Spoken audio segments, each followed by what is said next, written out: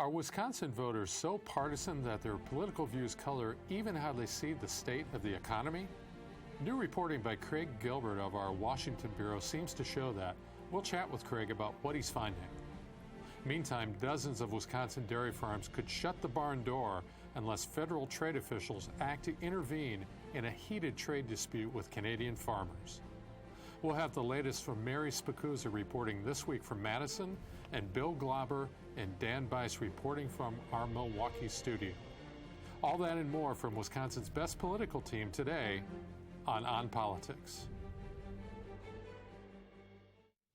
Welcome to On Politics for Thursday, April 13th. I'm David Haynes, the opinions editor at the Milwaukee Journal Sentinel. Well, Craig Gilbert has been doing some reporting on how people in Wisconsin view the economy, and he's finding some interesting things. We talked to Craig just moments ago. So, Craig, you've been doing some reporting on how views of the economy seem to be shaped through a partisan lens, and you've been looking at the Marquette University Law School poll results. What are you finding? Well, the first thing is, and this is not a shock, is that the outlook people have toward the economy is heavily dictated by their political party. And we saw kind of a revolution in how people answered this question from before the election in October, when Barack Obama was still president. And Republicans, for example, had a very dark outlook about the economy, and Democrats had a much brighter one. And then that completely flipped when Marquette Law School asked the same question last month, and Republicans went from being pretty pessimistic to being, rosy-eyed optimists, and the exact opposite occurred with Democrats. And the only real change that occurred was obviously a different president in the White House. Right.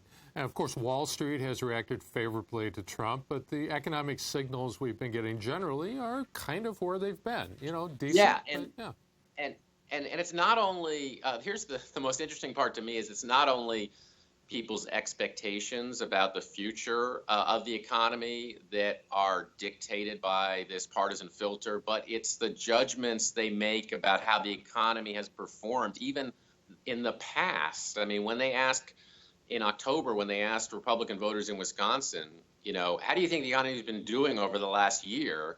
They were very negative. But just a few months later, when the presidency has changed hands, they're incredibly positive about the past performance of the economy. So it's kind of like, it's not just your mood, but it's also your version of reality that changes. And the interesting thing is, when you look at this polling over a 5-year period, the patterns in how Democrats and Republicans answer this question completely changed depending on the political context. When it's a presidential election season and the person in power is a Democrat, Barack Obama, Republicans get more and more negative and Democrats get more and more positive about the economy. But when it's a gubernatorial election, like the recall election in 2012 and the 2014 gubernatorial election, and the incumbent in question is Scott Walker, who's telling a positive story about the economy, it's just the reverse. I mean, Democrats get more negative about the economy and Republicans get more positive.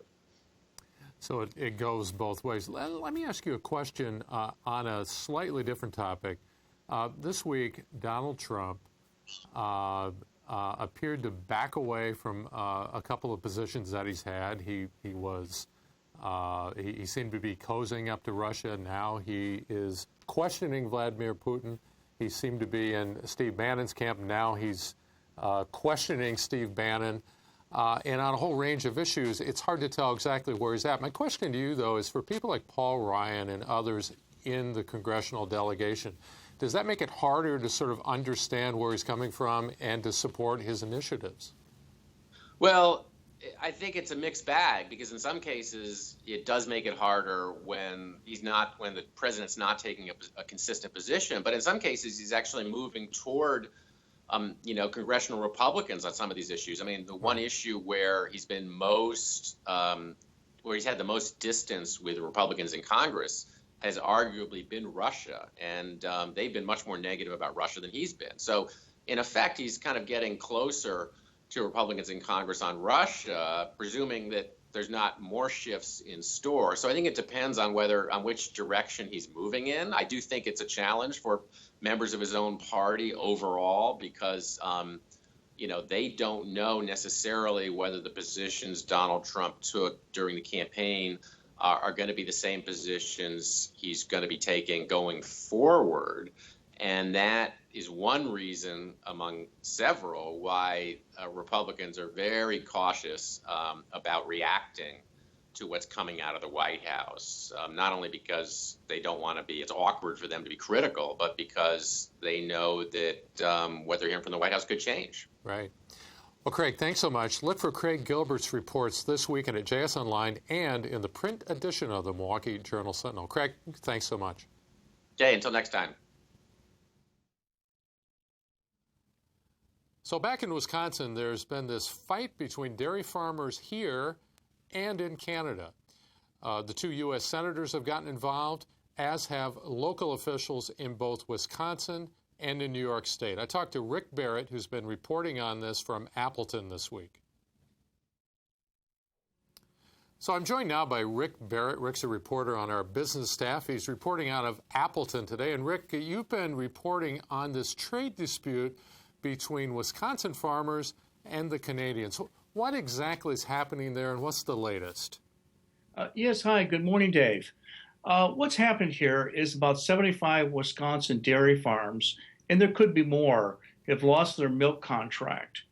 And what that means is they no longer have a place to sell their milk as of May 1st.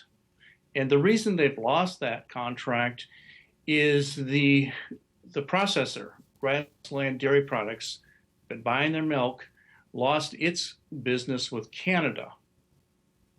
And that's because the Canadians have changed the rules there, right?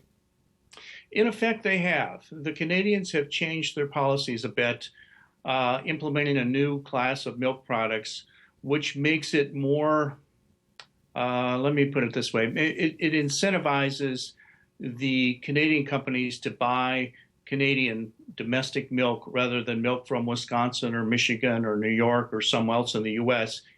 Makes it cheaper for them to buy Canadian milk. Exactly. And so they put in place some rules that tend to favor their milk producers.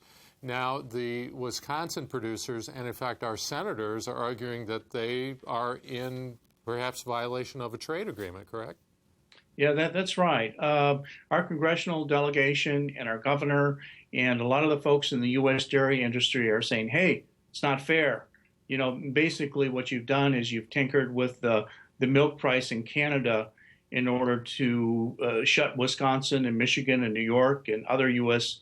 states out of the Canadian market. So what are the senators, and Tammy Baldwin signed this letter along with Chuck Schumer and Kirsten Gillibrand in New York, what are they asking the federal government to do?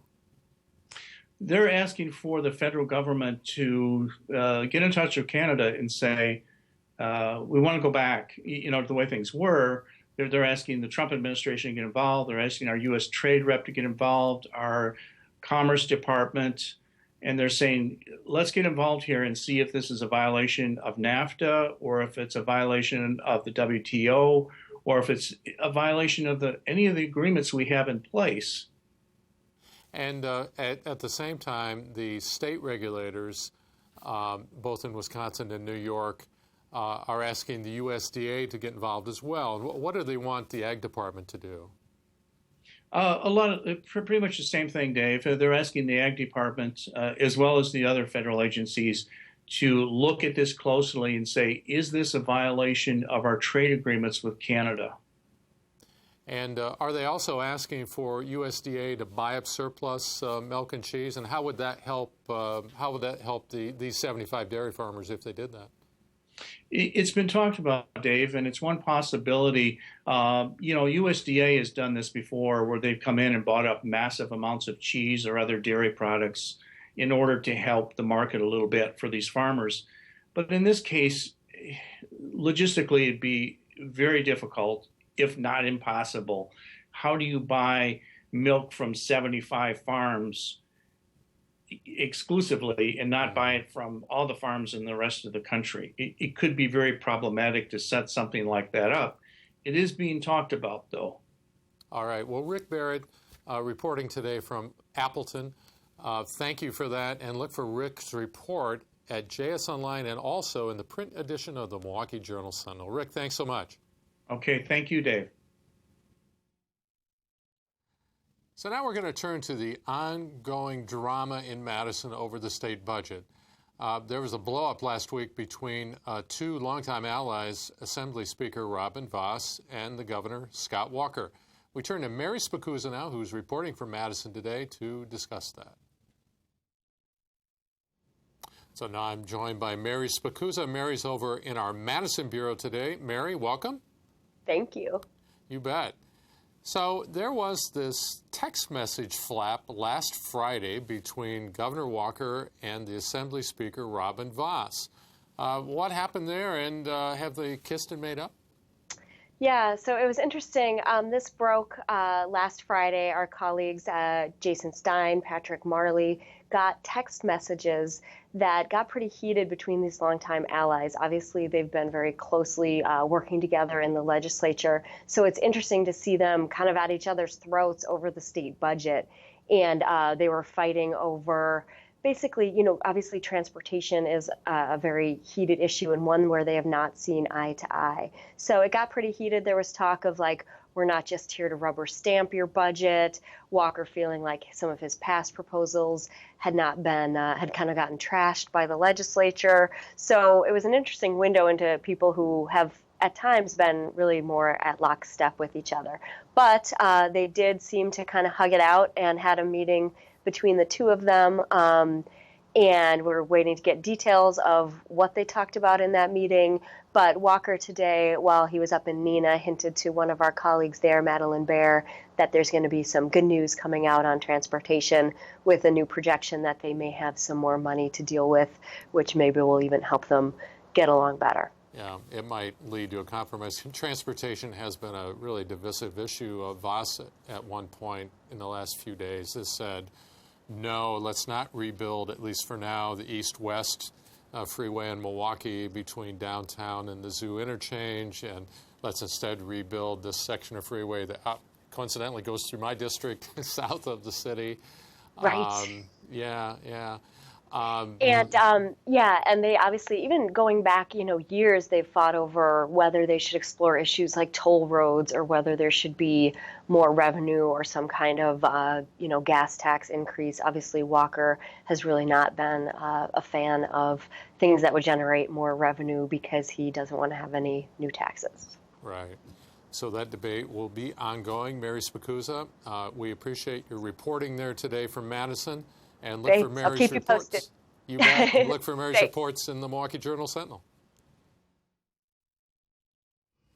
So now I'm joined in the Milwaukee studio by Bill Glauber, reporter for the Journal Sentinel, and Dan Bias, a columnist for the Journal Sentinel. And we're going to go to our winners and losers. That time of the week. That time of the week, and we have an extra Before special we go on, this. I mean, I was just going to make mention of what she was talking about, the text messages. Yeah. First of all, I'm wondering, do you think the governor who loves to send texts and Robin Vos who loves to send texts, will they keep this up now that people found out you could get these things? And then secondly, how did they get these things so easily? I'm used to open records requests taking weeks. This looked like it came out in hours.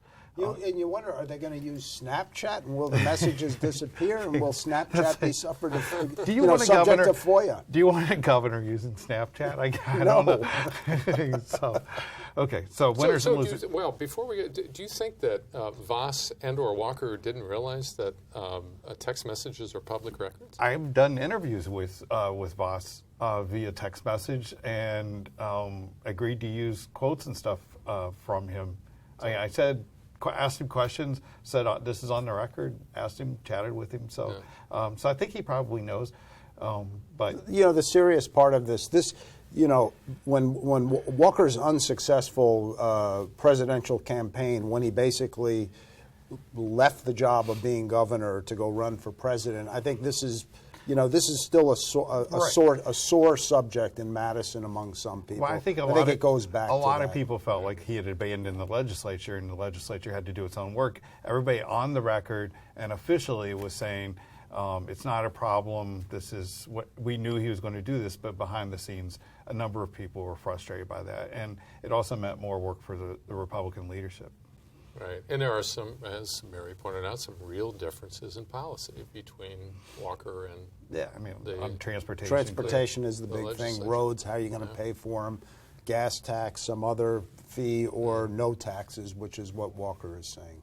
Okay, winners and losers. Dan, why don't you go first? Who's your winner? My winner's Paul Ryan, even though his numbers are in the tank nationally and he's had, swung and miss on health care, people still want to give him money, and he's raised a lot of money, and right now he has $9.4 million in the bank. So just in his congressional account, doesn't Right. even count the PAC. He's been funneling money, millions of dollars, to other Republican candidates. That's what the House Speaker does. He does fundraising, not just for himself, but for the party at large. It's an important part of his job, and he's been effective at it for the first quarter of this year. And anybody who wants to take Ryan on, which I don't think there's going to be anybody who really wants to take him on, you're looking at $9.4 million with It's a going year to be and a way half more. to go. Yeah, it's going to be way more than that. Way more. Could he convert that to a presidential campaign fund at some I point? don't know the rules on that. I know the rules about switching between federal and state, but I don't know if you could switch that. But I don't think he's thinking about running for president right now. I think right now we're sort of in survival mode. And trying to manage and get to the next thing. I don't think. Yeah. All right. Speaking of survival mode, who's your my loser is Sean Spicer, who had another bad week. This one regarding whether Hitler used chemical weapons or not. As I think it was Jimmy Kimmel who said that he's the first press secretary who might need a press secretary. So yeah, not a good week for him. And Bill, who's your loser? Loser is this game outfit, Cards Against Humanity. It was a potato stunt gone awry. They wanted to ship all these potatoes to Ron Johnson, the U.S. Senator, to have a town hall meeting. The Johnson staff intervened, picked up the potatoes, some 2,000 of them at the post office, and they're now donated to food banks. And Johnson said, people would be better off, instead of the $5 to send these potatoes, they would have been better off sending $5 to food People banks. are frustrated, though, with Ron Johnson for not having a town hall meeting in this area. I've been stopped several times in public with people saying, can you get Ron Johnson to have some sort of town hall meeting where he'll be present in the Milwaukee area? And I'm like, yeah, I don't have that in. But I don't see Tammy Baldwin holding any town hall meetings either. That's true. And, basically, the one guy you have to give a lot of credit to, whether you agree or disagree with him, Jim Sensenbrenner. He's does them day after day, week after week, year after year. He's still doing them. The crowd tries to get under his skin, and he's not taking the bait. He's in the Firefly room at the Tosa Public Library like once every 3 months. So, yeah, he's there.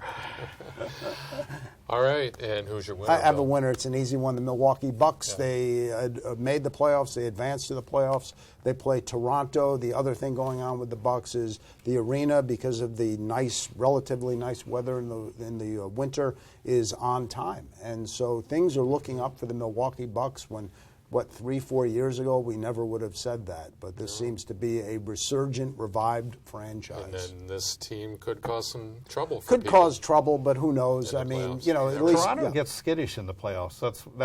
That's the one edge that they have. Yeah. So, all right, and Dan, I think we have one extra special loser. There's so many losers this week. I mean, I mentioned the Hitler thing. What's the North Carolina politician who was likening Abraham Lincoln to Hitler? You've got that, but I think the biggest loser probably this week is United Airlines and how they handled removing the doctor from the Louisville area from the plane, showing us just what we expect about customer relations from major airlines. From major airlines, yeah. And they just keep digging themselves into a hole. And the attorney for the person who was dragged off gave a pretty lengthy news conference today in Chicago. The gentleman who was pulled off, his daughter also appeared, and it was another dreadful day for United Airlines. Well, your instinct usually in a situation like that is to apologize, but that was not their instinct. No, my sense is their instinct is going to be to pay. Pay is going to be a lot of money. It's already started. Yeah. They paid. They covered the airfare for everyone on that flight down to Louisville that night, for starters. And now it will be a case study of how not to do things. I think it goes right up there with New Coke. I mean, I really think this is going to be one of these things people study for a very long time. Well, let's take a reader question. This is from Frank on Second Shift. Okay. Wants to know. Aren't we all? Aren't we? We're on 3 shifts here at the Journal Sentinel. Many members of Congress from both parties, he states, would like a bipartisan committee to investigate the actions of Susan Rice, formerly of the Obama administration. And he wants to know, so what would be the difference between that sort of investigation and a formal Senate investigation? Bill? Well, I think what there is, I think all of this has to do with Russia. Did Russia interfere with the election? And was, who were these Trump people who were unmasked?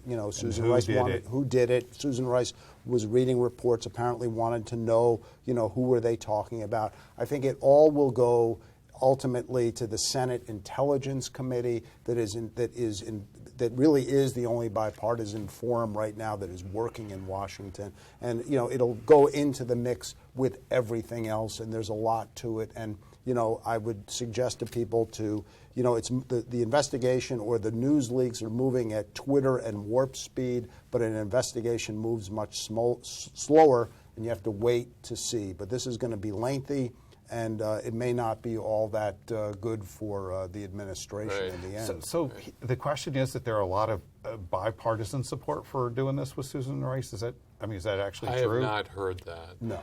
I mean, essentially it'll be the Senate Intelligence Committee. No, right now it's Republicans who are pushing for this. I've not heard any Democrats say, yes, we want you to pursue this. There is some bipartisan support for the Russia investigation generally. Right. Yeah, but, I was just saying that. Not the Susan Rice. I think Frank didn't get enough sleep last night, so I just wanted to check on that.